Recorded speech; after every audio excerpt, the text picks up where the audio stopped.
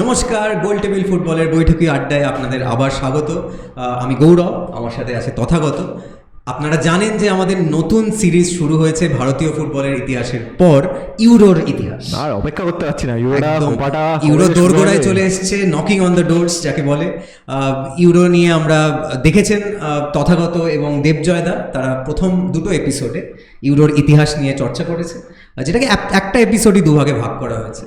আমরা আজকে হিসেব মতো সেকেন্ড এপিসোড নিয়ে চলে এসেছি, দ্বিতীয় এপিসোড। এবং দ্বিতীয় এপিসোডে আমরা 1980-র ইউরো থেকে আমাদের আলোচনা শুরু করব। 1980-র ইউরো কিন্তু খুব মজার ইউরো। মজার ইউরো বলতে অনেক ঘটনাবহুল একটা ইউরো। তার কারণ হলো 1976-এর যে ইউরো, সেটাই কিন্তু বলা হচ্ছে পৃথিবীর সর্বকালের সেরা ইউরোগুলোর মধ্যে একটা। 1980 তাহলে তুমি বুঝতে পারছিস, a very tough act to follow. এবং এই 80-র ইউরো হচ্ছে ইটালিতে। এই ইটালিতে এসে কিন্তু কিছু ফরম্যাট চেঞ্জ হয়ে যাচ্ছে। এখানে আমরা দেখছি যে ইউএফার যে নিজের যে গ্রিডিনেস, তার যে মানে টাকার প্রতি তার যে তার যে একটা কি বলবো, তার যে একটা লোভ ঠিক না, কি বলবো, একটা টাকার প্রতি তার যে একটা কি বলবো আসক্তি, সেটা এরকম একটা টুর্নামেন্টকে সার্ভাইভ করতে হলে তাকে মানে টাকার দিকে যেতেই হবে। এবং ওই জন্যই ওরা কি করছে, ওরা এবার 4টে টিমের বদলে মেইন ফেজ থেকেই ওরা 8টা টিম করে দিচ্ছে। এবং এই 8টা টিমকে দুটো গ্রুপে ভাগ করা হবে। এবং অদ্ভুতভাবে এইখানে এই টুর্নামেন্টে কোনো নকআউট খেলা হবে না, কোনো সেমিফাইনাল হবে না। দুটো গ্রুপে 4টে করে টিম হবে। টপ দুটো টিম তারা গিয়ে একদম ডাইরেক্ট একদম ফাইনাল খেলবে, একটাই নকআউট ম্যাচ। কিন্তু প্রত্যেকটা ইউরোর মতোই এই ইউরোতেও কন্ট্রোভার্সি কিন্তু এই ইউরোকেও পিছন ছাড়ছে না। এই ইউরো শুরু হওয়ার আগেই ইটালিতে একটা হিউজ বেটিং স্ক্যান্ডেলের খবর আমরা পেয়ে যাচ্ছি। এই বেটিং স্ক্যান্ডেল এবং ইটালি, এই দুটো দেশ ওতপ্রোতভাবে যুক্ত। যারা আমরা রিসেন্ট পাস্টে মডার্ন ফুটবল ফলো করি, আপনারা যারা ফলো করেন, আপনারা জানেন যে 2006 ওয়ার্ল্ড কাপের আগে কিভাবে তার আগের সিজনে ইটালিয়ান ফুটবলে একটা হিউজ স্ক্যান্ডেল হয়েছিল। এই স্ক্যান্ডেলটা আবারও সমস্ত স্ক্যান্ডেলের মতোই খুব মজার, কারণ এর ডিটেলগুলো খুব মজার। দুজন মানুষ, একজন রেস্টুরেন্টের মালিক এবং একজন ফলের ব্যবসায়ী, ফ্রুট সেলার, তারা দুজন বেট করেছিল এবং অবভিয়াসলি সেই বেটিংয়ে তারা কিছু টাকা পয়সা হেরে যায়। সুতরাং সেটার প্রতিশোধ নেওয়ার জন্য তারা অথরিটির কাছে গিয়ে গোটাটা জানিয়ে দেয় যে এরকম বেটিং এখানে হচ্ছে। বেটিং হচ্ছে, কারণ তখন বেটিং লিগাল নয়। আমরা জানি এখন পৃথিবীর নানা দেশে নানা লিগে বেটিং অ্যাকচুয়ালি লিগাল, কিন্তু তখন অবশ্যই বেটিং লিগাল ছিল না। এবং তার ফলে যেটা হয়, একটা হিউজ স্ক্যান্ডেল, এটার নানা রকম নামে আমরা জানতে পারি। টোটোনেরো বা দ্য ব্ল্যাক টোটো স্ক্যান্ডেল নামে এই স্ক্যান্ডেল, এটা কিন্তু নানা সুন্দর নাম দেয়, ক্যালচিনোপলিকা স্ক্যান্ডেল, যেটা 2006। এর ফলে যেরকম স্ক্যান্ডেল যেমন নতুন নয়, রেলিগেশনও নতুন নয়। এসি মিলান এবং লাৎসিও সেই সময়কার 2006 কিন্তু এসি মিলান জুভেন্টাসও ছিল। যাই হোক, তখন এসি মিলান এবং লাৎসিও এরা দুজন সিরিয়া এ থেকে সিরিয়া বিতে রেলিগেটেড হয়ে যায়। রেলিগেশন কমন 2006-এও হয়েছে। অবশ্যই একটা এত বড় মাপের টুর্নামেন্টের আগে এটা একটা বিশাল বড় খবর। এবং এই স্ক্যান্ডেলের ব্রেকআউটের ফলে পাওলো রসি, যে 1978-এর ওয়ার্ল্ড কাপের একজন সুপারস্টার ছিল, তাকে 3 বছরের জন্য ব্যান করা হয়। এবং এই 3 বছর পরে ফিরে এসে পাওলো রসি কিন্তু ওয়ার্ল্ড কাপ জেতাবে একদম। কিন্তু যার ফলস্বরূপ 1980-র ইউরো কাপটা সে খেলতে পারে না। 1980-তে সে মিস আউট করে এবং আরও অনেক প্লেয়ার মিস আউট করে। ইটালির গোটা স্কোয়াডটাই, যেটা কিনা হোম টার্ফে একটা খুব ইম্পর্টেন্ট দাবিদার হিসেবে উঠে আসার কথা ছিল। গত টুর্নামেন্ট যখন ওদের ইটালিতে হয়েছিল, ওরা জিতেছিল, সেই স্কোয়াডটা আমরা দেখছি একটা ডিপ্লিটেড স্কোয়াড, খুব অনেক আননোন প্লেয়ার, নতুন আনকোড়া প্লেয়ারদের নিয়ে একটা স্কোয়াড তৈরি। কিন্তু এই ইটালির ডিপ্লিটেড স্কোয়াড হলেও আরেকটা যে ফেভারিট ওয়েস্ট জার্মানি, আমরা যেরকম দেবজাদার সাথে আমরা আগের দিন আলোচনা করছিলাম যে আস্তে আস্তে এই দশকটা 70 থেকে মোটামুটি 80, 85, 92, এই এতদিন কিন্তু সাদা কালো একটা ঝড় আমরা পৃথিবী জুড়ে দেখব। এবং ওয়েস্ট জার্মানি কিন্তু গতবারে ফাইনালিস্ট, তার আগেবার জিতেছে। 76-এর প্রায় গোটা টিমটাকেই ওরা ধরে রেখেছে। একটা চেঞ্জ হচ্ছে বড়, সেটা হলো তাদের যে লেজেন্ডারি ম্যানেজার হেলমেট শোন, তিনি ইউরো জিতেছেন, ওয়ার্ল্ড কাপ জিতেছেন, তিনি দায়িত্ব থেকে সরে যাচ্ছেন। তার জায়গায় আসছেন জুপ ডেরবাল। এর সাথে দুজন কিংবদন্তি খেলোয়াড়কে আমরা দেখছি, কার্ল হাইন্স রুমিনিগে, যে কিনা এখনও আমরা দেখি বায়ার্ন মিউনিখের একটা পজিশনে আছেন অ্যাডমিনিস্ট্রেটিভ লেভেলে। এই সময় তিনি ব্যালন ডিওর জিতে ফেলেছেন, ইতিমধ্যে জিতে ফেলেছেন। এবং আরেকজন যিনি দুবার ব্যালন ডিওর জিতেছেন এই সময়, তিনি হলেন বার্ন সুস্টার। তিনি রিয়াল মাদ্রিদে খেলেছেন। তিনি হয়তো সেই সময় রুমেনিগের থেকে বড় স্টার। হ্যাঁ, মানে সেই আমরা হিসেবে কে বড় তুমি বলতে পারবে। এখন হয়তো অনেকে তার নামটা একটু ভুলে যায়, একটু ডেলিগেটেড হচ্ছে, কিন্তু সুস্টার সেই সময় হয়তো আরো বড়। সুস্টার তখন তুই মানে কে বড় প্লেয়ার, মানে রুমেনিগে না সুস্টার বলা যাচ্ছে না। ঠিক আছে, মানে এ বলে আমায় দেখ, বলে আমায় দেখ। যাই হোক, আরেকজন প্লেয়ার জার্মানির, যে কিনা পরে তিনিও লেজেন্ডারি হিসেবে খ্যাত হবেন, গোলকিপার টনি শুমাকার। তিনি এই টুর্নামেন্টে ডেবিউ করছেন। এই টনি শুমাকার কিন্তু পরবর্তীকালে ওয়ার্ল্ড কাপ জিতবে। আরেকজন ডেবিউ করছে হান্সি মুলার। গার্ড মুলার ততদিনে শেষমেশ একটা দীর্ঘ কেরিয়ারের পরে গার্ড মুলার রিটায়ার করে যাচ্ছেন। জার্মানির টিম এই সময় দারুণ, এবং বুন্দেসলিগাও সেই সময় প্রচণ্ড একটা সব কোয়ালিটির মধ্যে খুব ভালো, এতটাই ভালো যে সেই বছরের ইউএফএ কাপে সেখানে কিন্তু 4টে সেমিফাইনালিস্টের 4জনই কিন্তু বুন্দেসলিগার টোটাল ডমিনেন্স। 80 যে ইটালির ইউরো, সেখানে 4টে টিম কোয়ালিফাই করছে। জার্মানি গ্রুপ এতে, জার্মানি, চেকোস্লোভাকিয়া, নেদারল্যান্ডস এবং গ্রিস। এই গ্রিসের কিন্তু এটা হলো প্রথম বড় টুর্নামেন্টে এদের অ্যাপিয়ারেন্স, এবং ইউরোর একমাত্র অ্যাপিয়ারেন্স 2004-এর আগে। 2004-এ কি হবে সেটা আমরা সবাই জানি, অনেকেই জানে না, তাদের কিন্তু ওয়েট করে থাকতে হবে আমাদের ইতিহাসের এপিসোডগুলোর জন্য। সবাই জানে, কিন্তু এটার পিছনে অনেক গল্প আছে যেগুলো সবাই হয়তো জানে না, যে গল্পগুলো আমরা বলার চেষ্টা করছি। গ্রুপ বি তে দেখছি আমরা বেলজিয়াম, ইটালি, ইংল্যান্ড আর স্পেন। এবার গ্রুপ 1 বা গ্রুপ এ যেটা, সেখানে ইটালি আছে, কিন্তু যেহেতু ইটালিয়ান সাইড, ইটালি এই সময় একটা স্ক্যান্ডেলের মধ্যে দিয়ে গেছে, ইটালিয়ান ফ্যানরা অত বেশি আসছে না মাঠে। আমরা কোভিড টাইমসে দেখেছি কিভাবে মাঠে সমর্থক না থাকলে এমনি প্লেয়ারদের স্পিরিট অনেকটা ডাউন হয়। তাছাড়া আরেকটা মজার ব্যাপার, ব্রডকাস্টে অনেক ধরনের আওয়াজ পাওয়া যায়, মানে প্লেয়ারদের নিজেদের মধ্যে কথা বলতো, নিজেদের কলস এইসব শোনা যায়, চেস্টে রিসিভ করলে নাকি শোনা যায়। হ্যাঁ, মানে এরকম আমরা কোভিড টাইমে দেখেছি। সুতরাং এই সমস্ত কিছু টিভিতে দেখা যাচ্ছে। 1984 ইটালিয়ান স্ক্যান্ডেলের জন্য ইটালির ফ্যানরা অতটা টার্ন আপ করছে না। কিন্তু গ্রুপ 1-এর আমরা টোটাল ডেসক্রিপশনে যদি আসি, গ্রুপ 1-এ জার্মানি একটু স্লো স্টার্ট হচ্ছে। কারণ জার্মানি, তুই ইতিমধ্যে বলছিলি যে জার্মানি এই সময় শুধু এই ইউরোতে নয়, এই 2 দশক ধরে খুব ইম্পর্টেন্ট একটা সাইড হিসেবে প্রতিটা টুর্নামেন্টই অলমোস্ট ফেভারিট হিসেবে শুরু করছে। এবং প্রথম ম্যাচে জার্মানি খুব স্লো স্টার্ট করেও চেকোস্লোভাকিয়াকে হারিয়ে দেয়, যেটা 1976-এর ফাইনালের একটা রিভেঞ্জ। এবং এটা আমরা দেখেছি যে ইউরোপিয়ান ফুটবলে বা ওয়ার্ল্ড ফুটবলে বারবার হয়েছে, যে আগের বার টুর্নামেন্টে ফাইনালে যারা আর কি হেরে যায়, তারা পরের বার এসে রিভেঞ্জ নিয়ে নেয়। একদম। কিন্তু এই গ্রুপে বাকি দুটো যে টিম, নেদারল্যান্ডস এবং গ্রিস, তারা প্রথম ম্যাচ খেলে। এবং গ্রিসের কিন্তু মনে রাখতে হবে এটা প্রথম ইউরো, গ্রিসকে কেউ কোনো চান্স দেয়নি। নেদারল্যান্ডস খুব অবাক হয়তো আমরা হব, কিন্তু নেদারল্যান্ডস খুব শেকি স্টার্ট করে গ্রিসের বিরুদ্ধে, এবং সেই ম্যাচটা গ্রিস অলমোস্ট হোল্ডই করে ফেলেছিল। লাস্টে 1-0 স্কোর লাইনে নেদারল্যান্ডস জেতে। এটা কিন্তু 1-0 হওয়ার কথা নয়, অন্তত আরও 2, 3, 4 গোলে, কারণ তখন হাই স্কোরিং ম্যাচ হয় আমরা দেখতে পাচ্ছি। সুতরাং নেদারল্যান্ড প্রথম ম্যাচ জিতলেও একটা শেকি স্টার্ট। স্বাভাবিকভাবেই সেই শেকি বা এই নড়বড়ে নেদারল্যান্ড টিমের একদম ফুল ইউটিলাইজেশন করে জার্মানি। জার্মানি প্রথম ম্যাচে যদিও একটু স্লো স্টার্ট করেছিল, সেকেন্ড ম্যাচে তারা কোনো মিস্টেক করেনি। খেলার স্কোর লাইন হয় 3-2। এই ম্যাচে ক্লাউস অ্যালফস, ফেমাস জার্মান প্লেয়ার, উনি একটা হ্যাট্রিক করেন, কিন্তু অবশ্যই the match belong to burned Schuster. এটা আমরা পরবর্তীকালে কিন্তু দেখবো, মানে এই ইউরো থেকেই বোধ হয় মানে একজন প্লেয়ার প্রত্যেকটা ইউরোতে একজন করে বড় তারকা প্রত্যেকটা ইউরো থেকে আমরা পাবো। একদম। এবং এই শুস্টার এই ইউরোর দ্বিতীয় ম্যাচে নিজের যাচ্ছে না, যদিও 3টে গোলই অ্যালফস করেন, কিন্তু শুস্টার অনেক সময় ওই সময় নিউজ পেপার রিপোর্টে আমরা দেখতে পাই যে ওনাকে দেখে মনে হচ্ছিল উনি যেন একা 3টে পজিশনে খেলছে, মানে কন্ট্রোল করা যাচ্ছে না, কেউ কোনোভাবে ওনাকে আটকানো যাচ্ছে না।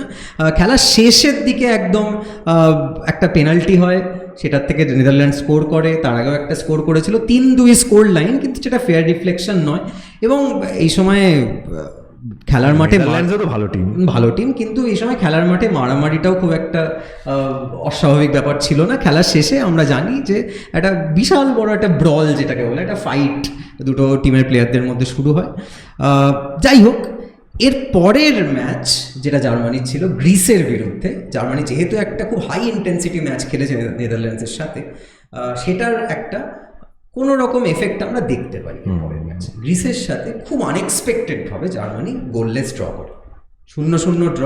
এবং এই গ্রিস, যাদের কেউ কোনো চান্স দেয়নি, তারা কিন্তু প্রথম ইউরোতে এসেই 1 পয়েন্ট নিয়ে যায়। এবং গ্রুপ অফ ডেতে জার্মানির কাছে 1 জার্মানি। পয়েন্ট নেদারল্যান্ডকে প্রায় আটকে দিচ্ছিল। এবং এই যে গ্রিট, এই যে জেদ গ্রিসের, সেটা আমরা 2004-এ দেখতে পাবো, কারণ এরপরে গ্রিস প্রথম কোয়ালিফাই করবে ইউরোতে 2004-এ। তার মাঝে কিন্তু গ্রিস আর কখনো কোয়ালিফাই করতে পারে ইউরোতে আর কোয়ালিফাই করতে পারেনি। যাই হোক, আমরা জানি যে এই ইউরোতে শুধুমাত্র টপ অফ দ্য গ্রুপ যে তারাই কোয়ালিফাই করবে ফাইনালের জন্য। এবং জার্মানি নিজেদের দুটো উইন আর একটা ড্রয়ের সুবাদে 7 পয়েন্ট নিয়ে, 7 না, এই সময় 2 পয়েন্ট করে 5 পয়েন্ট নিয়ে ফাইনালে কোয়ালিফাই করবে।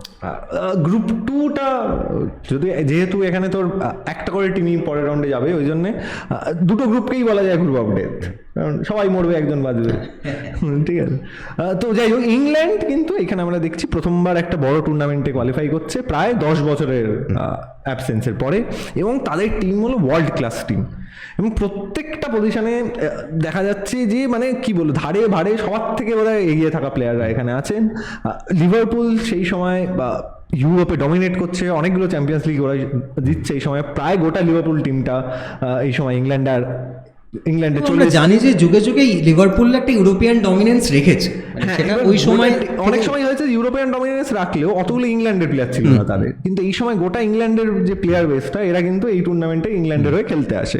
যেরকম গোলে রিক ক্লেমেন্স, মানে সেই সময় পিটার শিলটনের পরে হলো সর্বকালের সেরা ইংলিশ গোলকিপার, ফিল থমসন, রে উইলকিন্স, চেলসির legendary goal scorer, Kevin Keegan নিজে ব্যালন ডি'র জিতেছে, এমলিন হিউজ, অ্যালেন কেনেডি, ফিল নীল লিভারপুলের হয়ে মানে সব থেকে বেশি ট্রফি জিতেছে, কত 39টা না কটা ট্রফি জিতেছে। এবং এই স্টার্টেড হওয়ার কারণেই আমরা এখনো শেষ হয়নি। ট্রেভর ফ্রান্সিস ব্রায়ান ক্লাফের আন্ডারে ব্যাক টু ব্যাক নটিংহাম ফরেস্টের চ্যাম্পিয়ন্স লিগ জিতেছে, দুর্ধর্ষ একটা টিম। হ্যাঁ, এবং এই যেটা বলছিলাম যে স্টার্টেড টিম হওয়ার জন্যই আমরা নিউজ পেপারে পড়েছি, রিপোর্ট দেখেছি যে মার্গারেট থ্যাচারের সাথে মিটিং, এই টিম প্রাইম মিনিস্টারের সাথে মিটিং করে আসছে, রানীর সাথে রয়্যাল ফ্যামিলির সাথে মিটিং করে আসছে, এবং এই টিম একটা স্টার্টেড টিম এবং প্রচুর এক্সপেকটেশন।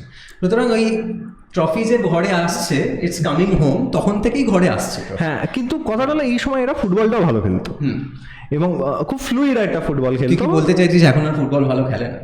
না, না, সত্যি সেই নিয়ে আমরা ইউরো এতে আসবো নিশ্চয়ই, যখন ইউরো গ্রুপের আলোচনা করবো তখন আমরা আলোচনা করবো যে ইংল্যান্ড কিরকম ধরনের ফুটবল খেলে। এমন না যে তোকে টুর্নামেন্ট জিততে গেলে দারুণ ফুটবল খেলতে হবে, এটা কোথাও লেখা নেই। ঠিক আছে, যাই হোক, কিন্তু এই ইংল্যান্ড টিম যেহেতু টিমের প্লেয়াররা খুব ভালো প্লেয়ার ছিল, তারা একটা সুন্দর একটা ফ্লুইড ফুটবল এরা খেলতো। সেই সময় কিন্তু আরেকজন বিখ্যাত কোচ, পরবর্তীকালে লিজেন্ডারি কোচ হিসেবে খ্যাত হবেন, বেলজিয়ান কোচ গাই থিস। এই থিস ঠিক করছেন যে এই ফ্লুইড ফুটবল খেলা ইংল্যান্ডকে কী করে আটকানো যাবে প্রথম ম্যাচে, এবং তিনি প্রথমবার, এই বেলজিয়ান গাই থিস, ইনি প্রথমবার কোনো একটা বড় টুর্নামেন্টে একটা হাই লাইনের অফসাইড ট্র্যাপ আমরা দেখতে পাচ্ছি অ্যাপ্লাই করছে। এবং এইটাতে এই এত নামি দামি যেসব তারকারা, এরা কিন্তু এটা অনেকটা কনফিউজ হয়ে যাচ্ছেন এবং সেরকম কিছু করে উঠতে পারছে না। টিম কনফিউজড, উনি টিমের সমর্থন পাচ্ছেন না হয়তো। হ্যাঁ, এবার কি হচ্ছে যে এই সময় আমরা সবাই জানি যে ইংল্যান্ড এবং ইটালির যে সমর্থক কুল, তারা একে অন্যকে প্রচণ্ড ভালোবাসেন, তারা দেখলেই একে অপরকে জড়াজড়ি করে, অবশ্যই এই সার্কাজমটা আপনারা বুঝবেন।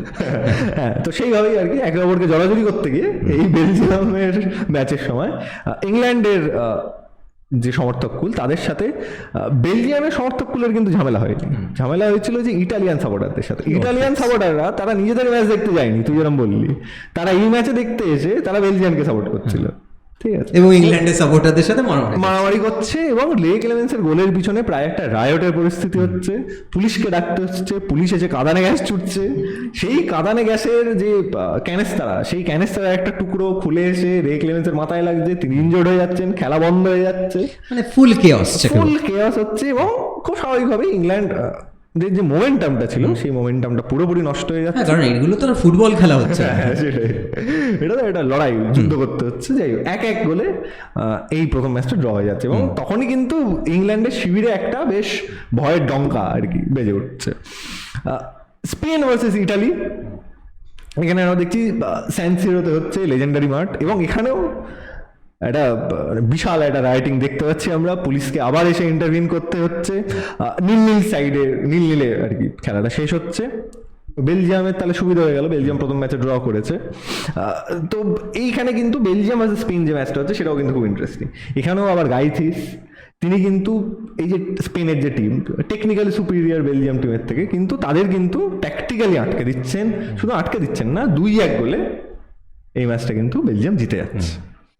সুতরাং দেখতে পাচ্ছি আমরা যে ইংল্যান্ড আর ইটালি এই ম্যাচটাতে ডিসাইড হবে যে কে থাকবে এবং কে বাড়ি চলে যাবে, এবং যা হওয়ার তাই। এটা নকআউট ম্যাচ বলতে গেলে, প্রায় নকআউট ম্যাচ হচ্ছে। কিন্তু প্রেডিকশন অনুযায়ী মানে যা যা দেখছি আমরা টুর্নামেন্টে সেটাই হচ্ছে। এই যে এত হুলিগানিজম হয়েছে এই সময়, আমরা জানি ইউরোপে কিন্তু hooliganism is at its peak. প্রত্যেকটা ম্যাচে মারামারি হচ্ছে, খুনোখুনি হচ্ছে, খুনোখুনি পর্যন্ত হয়েছে। এইখানে হুলিগানিজমের জন্যে টিউরিনে খেলা হওয়ার কথা ছিল এদের। আমরা জানি জুভেন্টাসের হোম গ্রাউন্ড। সেখানকার যে মেয়র তিনি বলছেন, দেখো বাবা, আমার এখানে যদি বেশি ঝামেলা আমি কিন্তু খেলা হতে দেবো না। ঠিক আছে, স্বাভাবিক, ল অ্যান্ড অর্ডার ইস্যু প্রতিদিন সম্ভব না। প্রত্যেক দিন তো এরকম করা সম্ভব না। রোজ কাদা নেগাজ নিয়ে আমি মাঠে ছুটতে পারবো না, পুলিশের অনেক কাজ আছে। তো এইসব বলা টলা হচ্ছে। যাই হোক, খেলাটা কিন্তু হুলিগানিজমের ছাড়াই হচ্ছে, কিন্তু মাঠে হুলিগানিজম হয়ে যাচ্ছে। মাঠে একটা খুব সমস্যা দেখা যাচ্ছে যে এই যে ফিল নীল, তিনি এত বড় খেলোয়াড়, এত লেজেন্ডারি খেলোয়াড়। ফিল নীল কিন্তু এখন রেগুলারলি আমরা দেখি যে ESPN এসে বসেন, ভালো লেফট ব্যাক ছিলেন। কিন্তু এই ম্যাচে আর কি এই আনগোরা ইটালির সাইডের কাছে, ইটালিয়ান সাইডের কাছে কিন্তু এই ফিল নীল বারবার এক্সপোজড হয়ে পড়ছেন, এবং তার দিক দিয়েই একটা গোল হচ্ছে, এবং 1-0 গোলে ইংল্যান্ড কিন্তু পরাজিত হয়ে টুর্নামেন্ট থেকে বিদায় নেয়। কিন্তু টপ তো এখনো সিলেক্ট মানে হয়নি, কে টপ করবে এই গ্রুপে। বেলজিয়াম আমরা জানি ফার্মলি ইন কন্টেনশন। হ্যাঁ, ফার্মলি ইন কন্টেনশন, এবং আবার তাদের সাথে খেলা হচ্ছে। মানে এই ম্যাচটা হচ্ছে ইটালির সাথে বেলজিয়ামের খেলা হচ্ছে। এবার ইটালি কি করেছে, ইংল্যান্ডের সাথে একটা ডিফেন্সিভ পারফরমেন্স দিয়েছে, কাটানুচিও আমরা যাকে বলি, সবাই জানে। এবং বেলজিয়াম এই ম্যাচে ইটালির ওষুধটা মুখের মধ্যে পুরে দিচ্ছে। ওদের সাথে একই ডিফেন্সিভ একটা পারফরমেন্স, গ্রিটি পারফরমেন্স, এবং নীল গোলে এই ম্যাচ শেষ হচ্ছে। কেউ এই বেলজিয়াম টিমকে কোনো চান্স দেয়নি, এবং তার এই নীলের সুবাদে একটা ড্র করলেই ওদের হতো, তারা ফাইনালে চলে যাচ্ছে। সুতরাং ফাইনাল হচ্ছে ওয়েস্ট জার্মানি ভার্সেস বেলজিয়াম। এবার এই ফাইনালের গল্পে যদি আমরা আসি, ফাইনালে আসল নায়ক একজন, যিনি 2টো গোল করেন ফাইনালে, হর্স্ট হুবার্স। এই হুবার্সের একটা খুব মজার ডিটেল আপনাদের জানা উচিত। হুবার্সের ডাকনাম ছিল হেডার মনস্টার। ওকে অনেক সময় ওয়ান ট্রিক পনি হিসাবেও ডাকা হতো, কারণ ও শুধু হেডটাই ভালো করতে পারতো, এটাই ছিল প্রচলিত মতামত। এবং একটা প্লেয়ার যে শুধুই হেড করে গোল করে, তার সবথেকে বড় প্রমাণ হচ্ছে বুন্দেসলিগাতে 136টা গোল করেছে হুবার্স, তার মধ্যে 81খানা গোল হচ্ছে হেডার। অর্ধেকেরও বেশি। হ্যাঁ, এবং অর্ধেকের অনেকটা বেশি। এটা খুব রেয়ার আর কি, অলমোস্ট 65-70% গোল সে হেডার দিয়ে করছে। সুতরাং বোঝাই যাচ্ছে হেডারটা তার কত বড় একটা অস্ত্র। কিন্তু আমরা জানি এটা বার্ন্ট শুস্টারের ইউরো, এবং শুস্টার এবং রুমেনিগে এরা দুজনেই আছে, এবং এরা দুজনেই একটা ইম্পর্টেন্ট সাইড রোল প্লে করবে এই ম্যাচটা। সাইড রোল ঠিক বলা চলে না, ওরাই প্রধান নায়ক। মানে ওরা বলটা না বাড়ালে আর হুবার্স, হ্যাঁ, কিন্তু হুবার্স 2টো গোলের সুবাদে নায়ক হয়ে যাচ্ছে। কিন্তু ওরা দুজন কিন্তু পার্শ্ব চরিত্রে আছে একদম প্রপারলি। যেমন প্রথম গোল, অনেক সিনেমা আমরা দেখি যে পার্শ্ব চরিত্রটাই বেশি মনে থেকে যায়, এবং বেশি জরুরি হয়। শুস্টার প্রথম গোলে, শুস্টারের the genius of Schuster was at play. প্রথম গোলের সময় শুস্টার একটা ক্রস করে, এবং অদ্ভুতভাবে হুবার্স কিন্তু হেড করে না।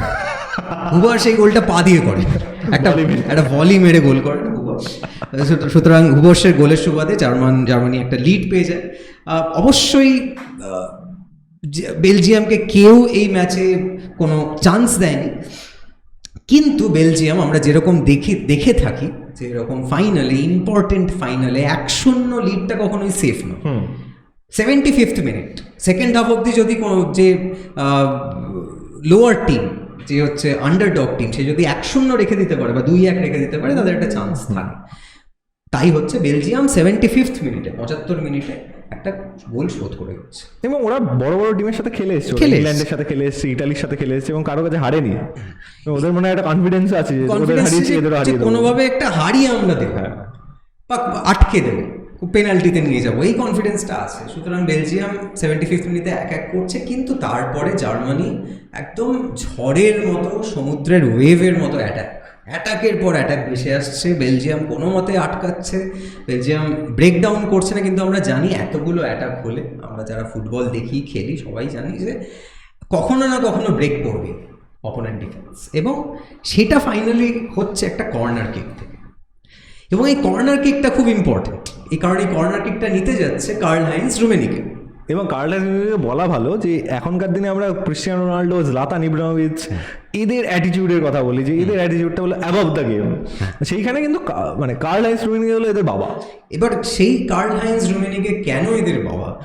কারণ রুমেনিকে কর্নার নিতে গিয়ে এটা প্রচলিত আছে, কথিত আছে যে রুমেনিকে ক্যামেরাম্যানের দিকে একবার তাকাচ্ছে, তাকিয়ে বলছে তুমি তোমার ক্যামেরাটা হুবর্সের দিকে ফোকাস করো, এবং সেটা বলে সোজা এসে ফ্রিকিকটা নিচ্ছে এবং অবশ্যম্ভাবী ভাবে বলটা গিয়ে হুবর্সের মাথায় পড়ছে, হেডার, গোল। কিন্তু এই 1980 যে ইউরো, এটা কিন্তু 1976 যে ইউরো ছিল, যেটাকে বলা হচ্ছিল সর্বকালের সব থেকে ভালো ইউরো, সব থেকে এন্টারটেনিং ইউরো, 1980 ইউরোকে কিন্তু বলা হচ্ছে যে সর্বকালের সব থেকে খারাপ ইউরোগুলোর মধ্যে একটা। 1968 সালের পরে সব থেকে কম গোল হচ্ছে ইউরোতে, এবং খুব ম্যারম্যারে ইউরো, প্রচণ্ড একটা ম্যারম্যারে ইউরো, যেখানে প্রচণ্ড লো স্ট্যান্ডার্ড অফ খেলা হচ্ছে, হ্যাঁ, প্রচণ্ড ফাউল হচ্ছে, এবং সব থেকে বেশি যেটা হচ্ছে সেটা হচ্ছে রেফারিদের প্রতি প্রত্যেকটা টিমের একটা অবাধ্যতা, একটা দুর্ব্যবহার। এইটা এই ইউরোতে কিন্তু মানে আমরা দেখতে পাচ্ছি, এবং খুব স্বাভাবিক। মানে তুই দেখ না, এই যে এত খারাপ ফুটবল খেলা হচ্ছে কেন, তার একটা দায় কিন্তু ইউএফা কেউ নিতে হবে অবশ্যই। কারণ ইউএফা এই যে ফরম্যাটটা পাল্টে দিচ্ছে, একটাই টিম ফাইনালে উঠবে, সেখানে অবশ্যই কেউ হারতে চাইবে, এবং হারতে না চাওয়ার জন্য একটা কনজারভেটিভ খেলা হবে, কখনো ওপেন প্লে হবে না। দুটো টিম উঠলে দুজন সবাই একটা ভাবে আমাদের চান্স আছে যে প্রথম ম্যাচটা অ্যাটলিস্ট চান্স নিয়ে খেলি, তারপর কনজারভেটিভ খেলবো। কিন্তু এইখানে গ্রুপ স্টেজে সবাই কনজারভেটিভ ফুটবল, সবাই কনজারভেটিভ খেলছে, এবং এদের মেন খেলাটা হচ্ছে স্কিলফুল প্লেয়ারদের তুমি ডিফেন্সিভলি তুমি আউটফিট করে দাও, যেরকমভাবে বেলজিয়াম যেভাবে আর কি ফাইনালে পৌঁছলো। হয়তো ওদের যদি দুটো করে টিম উঠতো, ওরা যদি আরো আগে এক্সট্রা টাইম ওদের খেলতে হতো হয়তো পারতো না। গাইথিস ইজ এ লেজেন্ডারি কোচ, তাতে কোনো সন্দেহ নেই। কিন্তু শুধু বেলজিয়াম না, বাকি অনেক টিম, ইটালি এত ভালো টিম হয়ে তারাও ডিফেন্সিভ ফুটবল খেলেছে। যাই হোক, ফাইন্যান্সিয়ালিও কিন্তু এই ইউরোটা ইউএফার জন্য খুব একটা ফলপ্রসূ হচ্ছে না, মানে বেশি টাকা পয়সা ওদের আসছে না। এর একটা বড় কারণ হলো তুই যেটা বললি শুরুতেই, যে ইটালিতে এই যে বেটিং স্ক্যান্ডেল, এটার তো একটা ইম্প্যাক্ট, নেগেটিভ ইম্প্যাক্ট হবেই। ইউরো 1984 আমরা দেখছি সেখানে চলে আসছে ফ্রান্সে, এবং ফ্রান্সে কিন্তু এটা একটা গ্যাম্বেল।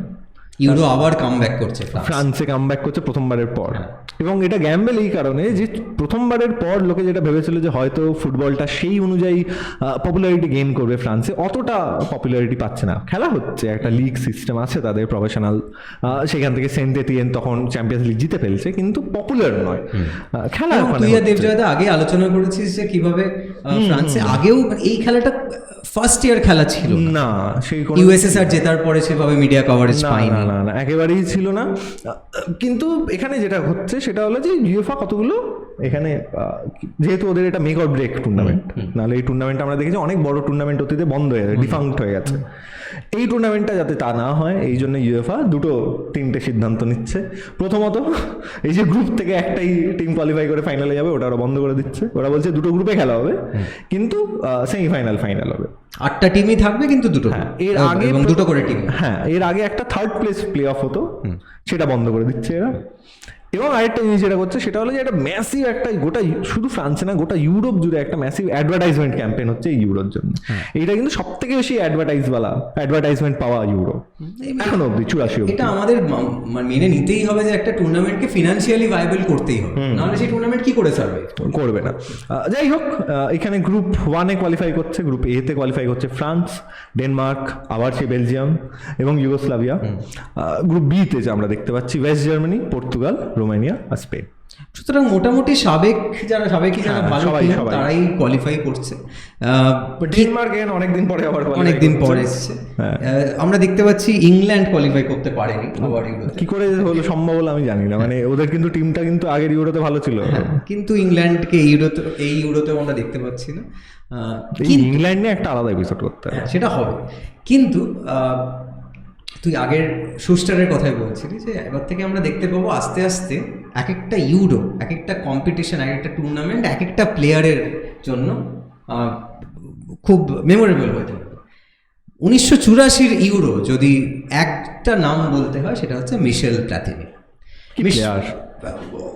অস্বাভাবিক সুন্দর একটা প্লেয়ার, এবং যদি দেখতেও যতটা সুন্দর উনি প্লেয়ার হিসেবেও ততটা সুন্দর। মানুষ হিসেবে একটু ডাউট আছে সেটা আমরা বলতে পারছি না, কিন্তু মিশেল প্লাতিনি ফুটবলার হিসেবে উনি একজন লেজেন্ড, এবং the legend of Michel Platini এটা এস্টাবলিশড হয় প্রধানত 1984 ইউরো। এবার প্লাতিনির কথায় আমরা যদি একটু আসি, এর আগে 1982 ওয়ার্ল্ড কাপে আমরা অলরেডি প্লাতিনি তখন 28 বছর বয়স, ঝলক দেখেছি একটা অসাধারণ খেলা প্লাতিনির আমরা দেখেছি।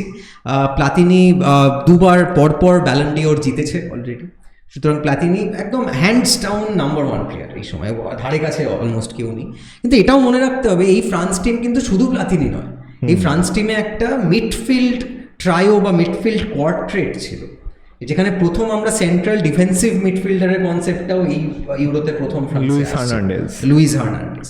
এবং লুইস হার্নান্ডেজকে ওই ম্যাকেলেলে টাইপের বল স্ন্যাচ করা এবং সামনে খেলিয়ে দেওয়ার একদম সিদ্ধহস্ত। পরে আরও অনেক প্লেয়ার আমরা দেখেছি, আমরা এনগোলো কান্তের কথা বলতে পারি, অনেক প্লেয়ার এরকম, ফ্রান্সে এরকম প্লেয়ারের কখনো অভাব হয়নি। এবং তার হয়তো এই ট্র্যাডিশন শুরু করেছিল লুইস হার্নান্ডেজের প্লাতিনির ব্যাপারে একটা খুব ফেমাস উক্তি আছে যে প্লাতিনি কখনো বল পাস দিতে চাইতেন না।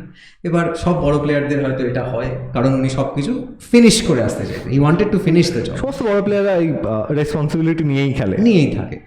এবং ফার্স্ট ম্যাচ এহানো ফ্রান্সের যারা ফেভারিট তাদের ফার্স্ট ম্যাচ হচ্ছে ডেনমার্কের বিরুদ্ধে, এবং অনেক ক্ষেত্রেই আমরা দেখি প্রথম ম্যাচটা কিন্তু প্ল্যান অনুযায়ী যায় না। ডেনমার্কের সাথে প্রথম ম্যাচটা ওয়ার্ম আপ লাগে, হ্যাঁ একটা ওয়ার্ম আপ, এবং সেই ওয়ার্ম আপটা কিন্তু ফার্স্ট হাফে গোল পায়নি ফ্রান্স, একটু ল্যাকলাস্টার খেলা হচ্ছে, অত কম্বিনেশন ভালো হচ্ছে না। কিন্তু 75 মিনিট প্লাতিনির গোল 1-0।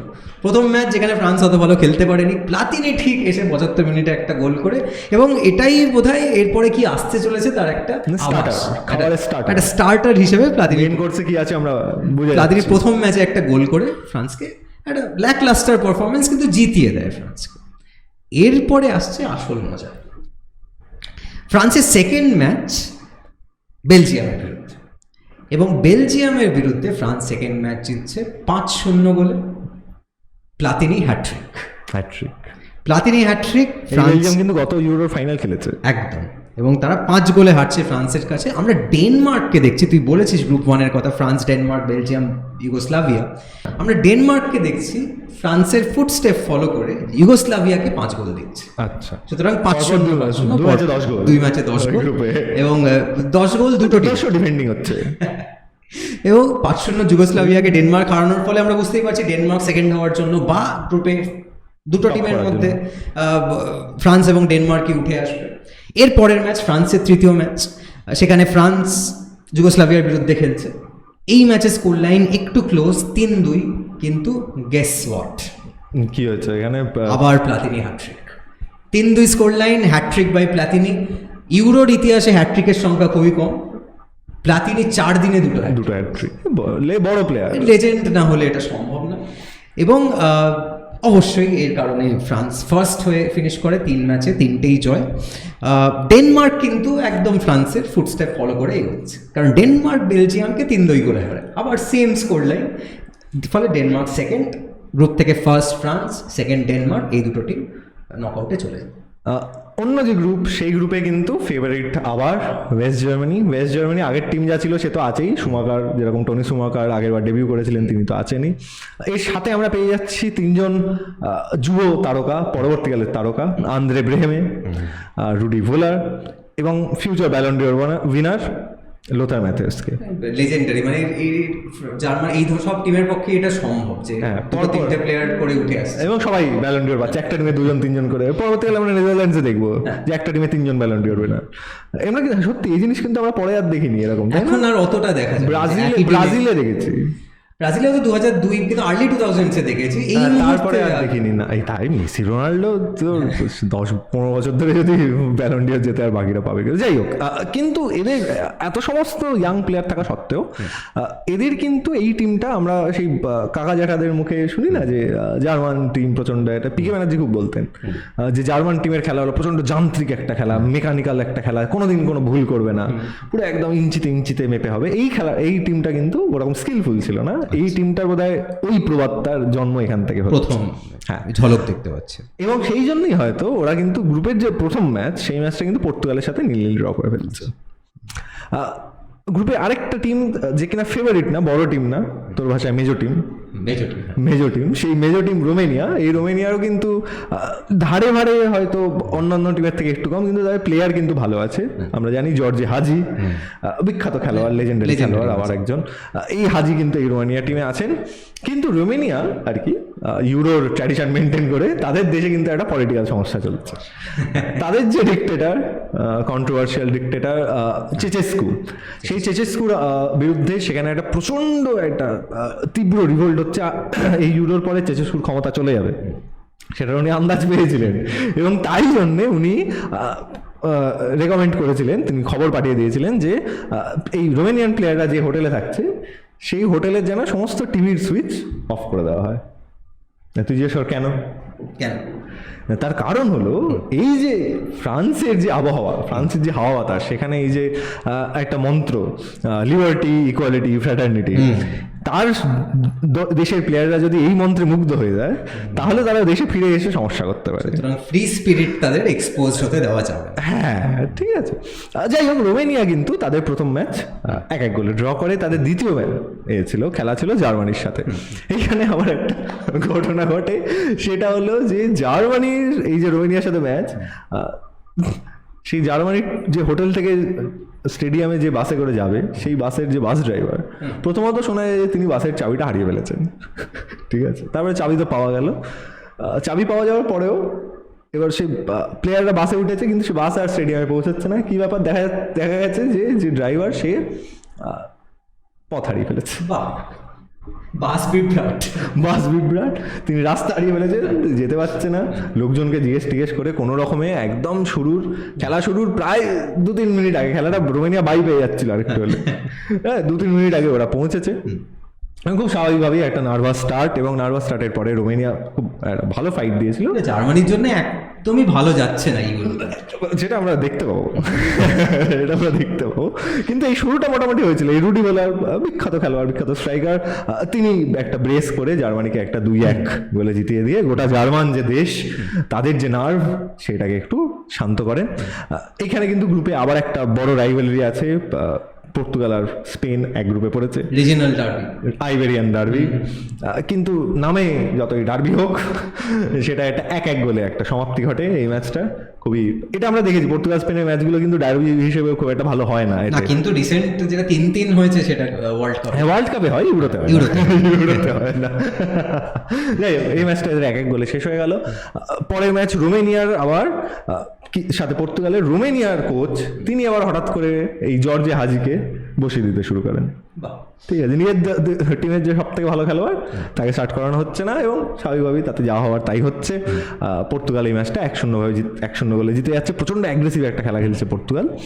জার্মানি আর স্পেন, এখানে জার্মানি জানে যে জার্মানি যদি জিতে যায় তাহলে জার্মানি পরের রাউন্ডে চলে যাবে, এবং মানে এমন অবস্থা হয়েছে যে জার্মানি কিন্তু এখানে এই ম্যাচটা অনেক ভালো শুরু করেছিল।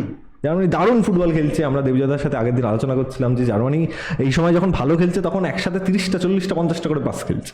ঠিক আছে, অন্য প্লেয়ার বল পাচ্ছে না, কিন্তু হলে কি হবে, তারা চান্স পাচ্ছে এবং চান্স মিস করছে। কারণ এই টিমে তো একটা ওভার্স নেই, একটা হেডার নেই। হ্যাঁ সেই ওই আর কি, ফিনিশার হয়তো নেই। লোথার ম্যাথিউস তখনও পরিণত নন। যাই হোক, এই জন্য আর কি অনেক চান্স মিস হচ্ছে, কিন্তু মানে খুব একটা কি বলবো, একটা খুব প্রেডিক্টেবল একটা স্ক্রিপ্ট। এই যে টিম এত চান্স মিস করে তার 90 মিনিটে তার ফল তাকে ভোগ করতেই হবে, এটা আমরা করতেই হয়। ঐতিহাসিকভাবে দেখেছি। হ্যাঁ, এবং 90 মিনিটে একইভাবে স্পেন 1-0 গোলে এই ম্যাচটা জিতে যাচ্ছে। এবং মানে গত 3-4টে ইউরো, আমার মনে হয় ইউরোর এখনো অব্দি 1984 অব্দি ইউরো সব থেকে বড় যে আপসেটটা সেটা হচ্ছে জার্মানি গ্রুপ স্টেজে বিদায় নিয়ে চলে যাচ্ছে। ওয়েস্ট জার্মানি বিদায় নিয়ে চলে যাচ্ছে। সেমিফাইনাল হচ্ছে ফ্রান্স পর্তুগাল, ডেনমার্ক আর স্পেন। প্রথম সেমিফাইনাল যেটা ফ্রান্স ভার্সেস পর্তুগাল, সেটা নিয়ে যদি আমি কথা বলি, আমরা জানি ফ্রান্সে আবার আমরা যদি ফিরে আসি, প্লাতিনি চলে আসবে, এবং প্লাতিনি এই ইউরোতে একটা ম্যাচ নেই যেখানে উনি কিছু করেন। প্রতিটা ম্যাচে ওনার একটা ডিসাইসিভ আউটপুট, প্রতিটা ম্যাচে উনি হয় নিজে গোল করছেন বা গোল করাচ্ছেন, বেশিরভাগ ক্ষেত্রে নিজেই গোল করছেন, এবং ক্লাচ প্লেয়ার যাকে বলে, সেই প্রমাণ দেখিয়ে এই সেমিফাইনালটা কিন্তু আমি ম্যাচে আস্তে আস্তে ঢুকি, বাস বিভ্রাট বলছি, বাস বিভ্রাট এই ইউরোতে বারবার হচ্ছে, কারণ এই ম্যাচের ঠিক আগে ফ্রান্স টিমের একটা বাস অ্যাক্সিডেন্ট, এবং সেই বাস অ্যাক্সিডেন্টে টিগানা ইম্পর্টেন্ট খেলোয়াড়, কোয়ার্টেটের একজন টিগানার একটা হেড ইঞ্জুরি হয়। এবার তার ফলস্বরূপ যা হওয়ার তাই, প্রথম হাফটা খুব ইভেনলি কন্টেস্টেড একটা গেম, কারণ একজন মেন প্লেয়ারের তার মাথায় আঘাত। পর্তুগাল কিন্তু নিজের ঘর গুছিয়ে খেলছে, পেশেন্টলি ওয়েট করছে, এবং তার ফলস্বরূপ ওরা 35 মিনিট অবধি আটকে দিচ্ছে ফ্রান্সকে, কিন্তু তারপর পারছে না। ফ্রান্স 35th মিনিটে একটা ফ্রি কিক থেকে লিড নিয়ে নিচ্ছে। ফ্রান্সের প্রথম গোল 1-0 এগিয়ে গেছে, কিন্তু আগেও আমরা দেখেছি 1-0 স্কোর লাইন কখনোই সেফ না। 75th মিনিটে ফ্রান্স পর্তুগাল ম্যাচে তো একেবারেই একদমই নয়, এবং সেই ফেটফুল 75th মিনিট সেখানে এসে আবার পর্তুগাল একটা চান্স পেয়ে যাচ্ছে, এবং সেখান থেকে 1-1 ইকুয়ালাইজ করে দিচ্ছে। সুতরাং খেলা 1-1 90 মিনিটে শেষ হচ্ছে, খেলা এক্সট্রা টাইমে যাচ্ছে, 120 মিনিট পর্যন্ত খেলা হবে আমরা জানি। 98 মিনিটে পর্তুগাল এক্সট্রা টাইমে প্রথম গোল করছে, 2-1 এগিয়ে গেছে। তখন কিন্তু গোল্ডেন গোল ছিল না, গোল্ডেন গোল তারপর মাঝে এসছে, আবার চলে গেছে।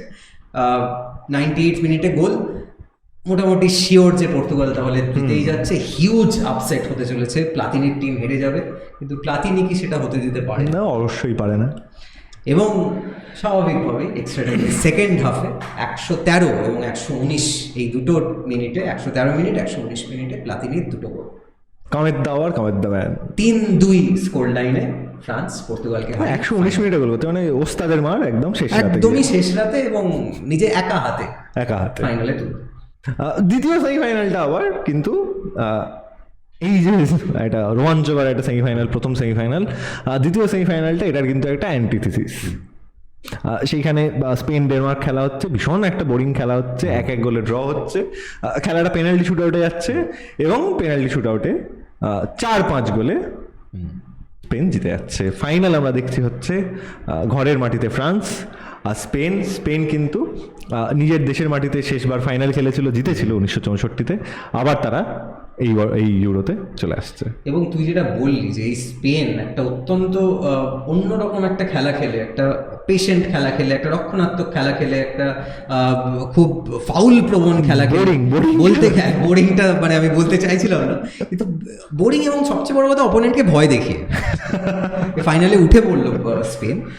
এই স্পেনের সাথে কিন্তু আমরা 2008-2012 স্পেনকে একদমই মেলাতে পারি না। প্রি গোয়ার্ডিওলা বা গোয়ার্ডিওলার টাইমে যে পরপর দুবার ইউরো জিতছে, আমরা জানি স্পেন পরিচিত তাদের ডাইনামিক ফুটবল, অসাধারণ নান্দনিক ফুটবলের জন্য। এই স্পেনের মধ্যে সেসব কিছুই ছিল পুরোপুরি উল্টো, একটা মারকুটের টিম যারা মানে অপোনেন্টকে মেরে মাঠ থেকে বের করে দাও, এটা ছিল মেন স্ট্র্যাটেজি, এবং এই স্ট্র্যাটেজিকে কিন্তু দোষ দেওয়া যায় না। তুমি এটাও একটা টাইপের ফুটবল। হ্যাঁ, যদি খুব খারাপ মার হয় রেফারি রেড কার্ড দেখাবে, কিন্তু যতক্ষণ না রেড কার্ড দেখাচ্ছে আমি তো মারতেই পারি, মারতে পারি না, মানে যাই হোক ওরা একটা ফিজিক্যাল ফুটবল খেলতো, একটা ফিজিক্যাল ফুটবল, একটা ফাউল করতে। আর দেখ, এখানে পিকে ব্যানার্জি বলেছিল যে তোমার কাছে যদি ডাটা চচ্চড়ির তোমার আইটেম থাকে, সবজি থাকে, তুমি সেই দিয়ে তো বিরিয়ানি বানাতে পারবে না। ফ্রান্সের আছে প্লাতিনি আছে, লুইস হার্নান্ডেজ আছে, তার ঠিকানা আছে, ওদের তো তখন অত ভালো টিম নয়, স্কিলফুল টিম নয়। ময়দানের ভাষায় পিকেদা আমাদের আলোচনায় বারবারই চলে আসছে, কিন্তু সেই পিকেদা খুব ইম্পর্টেন্ট, কারণ পিকেদা এই কথাগুলো ঠিকই বলেছে, এবং সেইখানেই আমরা দেখছি এই দুটো টিমের মধ্যে ফাইনালে যেটা হয় একটা নার্ভাস স্টার্ট, তারপরে প্লাতিনি বল পাচ্ছে না, স্বাভাবিক যা হয়। প্লাতিনিকে ম্যানমার্ক করা হচ্ছে, প্লাতিনি ডিপে চলে আসছে। কামাচো সেই সময় সেই সময় কামাচো কিন্তু আরেকজন যিনি ডিফেন্সিভ মিডফিল্ডার হিসেবে খুব বিখ্যাত, একদম। কামাচোকে একদম দায়িত্ব দেওয়া হয়েছিল ম্যানমার্ক করার জন্য প্লাতিনির সাথে, টয়লেট মার্কিং যেটাকে বলি, সেটা করছে এবং প্লাতিনিকে বারবার নিচে নামতে হচ্ছে। প্লাতিনির অ্যাটাকিং যে প্রাওয়েস সেটা অনেকটা কমে যাচ্ছে, অতটা বেশি এফেক্টিভ হতে পারছে না প্লাতিনি। কিন্তু এই রকম প্লেয়ারকে আটকানো তো আর বেশিক্ষণ সম্ভব না। সেকেন্ড হাফ, ফার্স্ট হাফটা এইভাবে চলে, সেকেন্ড হাফে প্লাতিনি 67 মিনিটে একটা ফ্রি কিক, এবং সেই ফ্রি কিক থেকে প্লাতিনি স্কোর করে। এবং তুই বলছিলি যে প্লাতিনি, আমরা সবাই জানি যে ফুটবলের ইতিহাসে প্লাতিনি ফ্রি কিক টেকার হিসেবে, যদি বাকি সব কিছুও আমরা ছেড়ে দিই, ফ্রি কিক টেকার হিসেবে ফুটবলের ইতিহাসে ওয়ান অফ দ্য বেস্ট, হ্যাঁ টপ 5-এ চলে আসবে। সুতরাং সেই প্লাতিনি ফাইনালে 67 মিনিটে একটা ফ্রি কিক থেকে গোল করছে, কতটা ক্লাচ হতে পারে একটা প্লেয়ার। এবং অবভিয়াসলি তার ফলস্বরূপ যেটা হওয়ার সেটাই হচ্ছে, স্পেন আর একটু বেশি মারছে। এবং ফ্রান্স, যেটা আরেকটাও কারণ, ফ্রান্স খুব সুন্দর ফুটবল খেলা শুরু করে এরপর, একদম ফ্রান্স খেলাটা ধরে নেয়, এটা সুন্দর ফুটবল খেলে মারতেও সুবিধা। হ্যাঁ, তো মারতেও সুবিধা, স্পেন মারতে শুরু করছে এবং বারবার মারার ফলে স্পেন এবার একটা রেড কার্ড, শেষমেশ সেকেন্ড হাফের শেষ দিকে গিয়ে স্পেন একটা রেড কার্ড খায়। এবার 11 জন নিয়ে যে আটকাতে পারছিল না ফ্রান্সকে, 10 জনে আরোই অসম্ভব হয়ে পড়ে। এবং তার ফলস্বরূপ 91 মিনিটে, 91st মিনিটে ফ্রান্স তাদের সেকেন্ড গোল পেয়ে যায়। এবং একটা কম্প্রিহেন্সিভ, শুধু এই ম্যাচ নয়, গোটা টুর্নামেন্টে একটা কম্প্রিহেন্সিভ পারফরমেন্স দিয়ে প্লাতিনির কাঁধে ভর করেই আমরা বলতে পারি, পায়ে ভর করে ফ্রান্স নিজের প্রথম ইউরো টাইটেল, প্রথম বড় টাইটেল জেতে 1984 ইউরো কাপ। ফ্রান্স কিন্তু শেষ টিম হবে যারা হোস্ট টিম হিসেবে ইউরো জিতবে। এর আগে আমরা দেখেছি আরও দুবার এই ঘটনা ঘটেছে, ইটালি জিতেছে, স্পেন জিতেছে, কিন্তু তারপরে ফ্রান্সের 1984 পরে কিন্তু এই ঘটনা আর ঘটবে না। 1984 ইউরো, 1980 সালের ইউরো যতটা খারাপ হয়েছিল, 1984 সালের ইউরো কিন্তু তার থেকে 14 কোটি গুণ ভালো। হিউজ সাকসেস হয় এই ইউরো, এবং এই ইউরো শেষ হওয়ার পরে ঠিক করা হয় 1988 সালে ইউরো চলে যাবে প্রথমবারের জন্য ওয়েস্ট জার্মানিতে।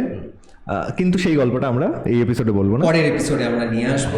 এবং এই ইউরোর ইতিহাস নিয়ে আমাদের আলোচনা আপনাদের কেমন লাগছে আপনারা জানান। আমরা প্রতিটা ইউরো নিয়ে এরকম মজার গল্প, ইম্পর্টেন্ট গল্প, যেগুলো আমরা মনে করি সবার আবার জানা দরকার, সেই নিয়ে ফিরে আসবো। আপনারা আমাদের সাথে থাকুন। এই ইতিহাসের সিরিজে আমরা তিনজনেই আসবো ঘুরিয়ে ফিরিয়ে, আমি তথাগত দেবজয়দা। আপনাদের সাপোর্ট আমাদের সাথে থাকুক, এটাই আমরা চাই। আমাদের সমস্ত সোশ্যাল মিডিয়া হ্যান্ডেল আপনারা ডেসক্রিপশনে পেয়ে যাবেন। লাইক, কমেন্ট, শেয়ার সব কিছু করুন। যারা ইন্টারেস্টেড মনে হয় তাদের কাছে পাঠিয়ে দিন এই ভিডিও। এবং আমাদের পরবর্তী এপিসোডে ফিরে আসা পর্যন্ত আপনারা সবাই আমাদের সঙ্গে থাকুন।